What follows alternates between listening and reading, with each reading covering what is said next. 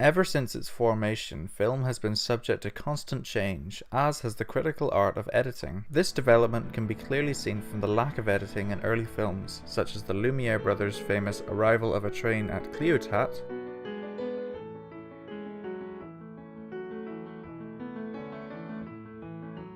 which is merely uncut footage of a train arriving at a station, to the complex, fast-paced editing that can be seen in Hollywood films today.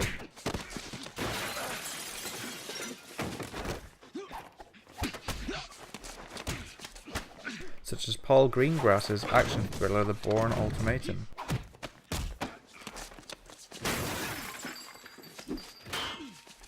We can trace the advancement in film editing techniques by evaluating a series of landmark events instigated by masters of the editing craft, the most significant of which I will discuss in this video essay. The first of these major developments transpired almost immediately after the historic Lumiere brothers premiere. Part of the audience was French illusionist Georges Méliès, who saw the potential of the Lumiere's technology and started making films himself. Though his films are regarded in extremely high esteem, I believe that his greatest contribution to film was developing the jump cut, a technique which he began using proficiently in his films, creating magical effects that baffled audiences in films such as The Vanishing Lady.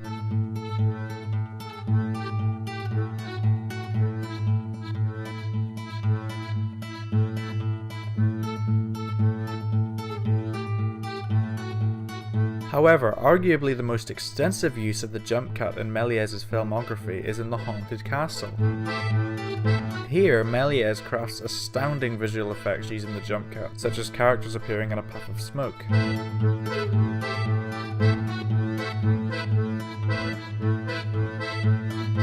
This unique discovery gave Méliès' films a magical feel that had never been provided before by any other entertainment medium.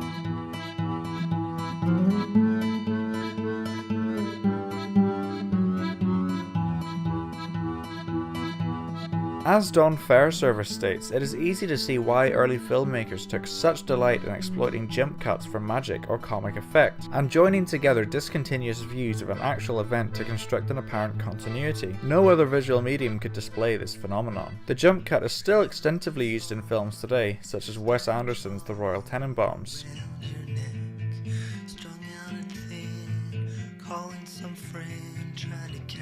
Méliès' work paved the way for more ambitious filmmakers to discover new editing methods. Edwin S. Porter developed the technique of cross-cutting, demonstrated in Life of an American Fireman. This technique involves cutting between a series of different, unrelated clips in order to construct a cohesive narrative. Porter structures this film entirely around cross-cutting, as Ken Dankiger summarizes. Using newsreel footage of a real fire, together with performed interiors, Porter presents the 6-minute story from the view of the victims and their rescuers. This first instance of cross-cutting allowed associations to be drawn from two entirely different shots. Porter's Rescued from an Eagle's Nest also saw the birth of the filmmaking career of David Worth Griffith. Working with Porter's cross-cutting technique, Griffith began to show reaction shots of actors through close-up shots, making his films feel more intimate than those of his predecessors. Furthermore, in films like the monumental 3-hour epic The Birth of a Nation, Griffith demonstrates a variety of innovative cinematic techniques, such as long shots, establishing shots, and instances of the 180-degree rule. But most notable is the parallel editing used in the infamous Ride of the Clan scene, wherein Griffith continually cuts between the terrified women in the village and the Ku Klux Klan mounting a rescue to save them from the freed slaves, culminating in a dramatic final battle between the two sides. This parallel cutting helps to build suspense in this final scene. Obviously, this film is obscenely racist, though as Dankiger maintains, only its racism dates the film. This observation is a testament to the exceptional contributions to both the editing and wider film landscapes that The Birth of a Nation brought, and therefore it should truly be regarded as a landmark event in editing history. Following on from the works of D.W. Griffith, we can trace the arrival of Soviet montage. This is an editing theory that claims that the edited structure of a sequence will dictate what meaning the viewer will take from the footage that they are watching. Inspired by Griffith's work, this theory was proposed by Soviet filmmaker Lev Kuleshov, who discovered that by putting one shot against another shot, we can develop an understanding. In order to prove this, he devised an experiment which is now known as the Kuleshov Effect. In the experiment, an actor with an expressionless face is shown before images of a bowl of soup, a woman, and a coffin. Although when separated, these images have little meaning, when compiled together they reveal the unspoken meaning of the sequence, with the actor feeling hunger, lust, and grief respectively. This effect was further described by fellow Soviet filmmaker Vsevolod Podovkin, who states the purposeful influence of editing could guide the audience's emotional response, supporting Kuleshov's significant discovery and outlining the importance of editing in film. In conclusion, through the landmark events that I have stated in this essay, editing has evolved immensely alongside the film medium. Whilst the Lumiere brothers' first films featured no editing whatsoever, through developments made by men like Méliès, Porter, Griffith, and Kuleshov, editing is now regarded as one of the most crucial aspects of filmmaking. Acclaimed filmmaker Stanley Kubrick once said, "I love editing. I think I like it more than any other phase of filmmaking," which outlines the important role that it has in modern filmmaking. Film editing techniques continue to progress to this day, and I believe that it will be interesting to see how much editing has evolved in another 100 years, as well as the landmark events that will cause these changes to transpire.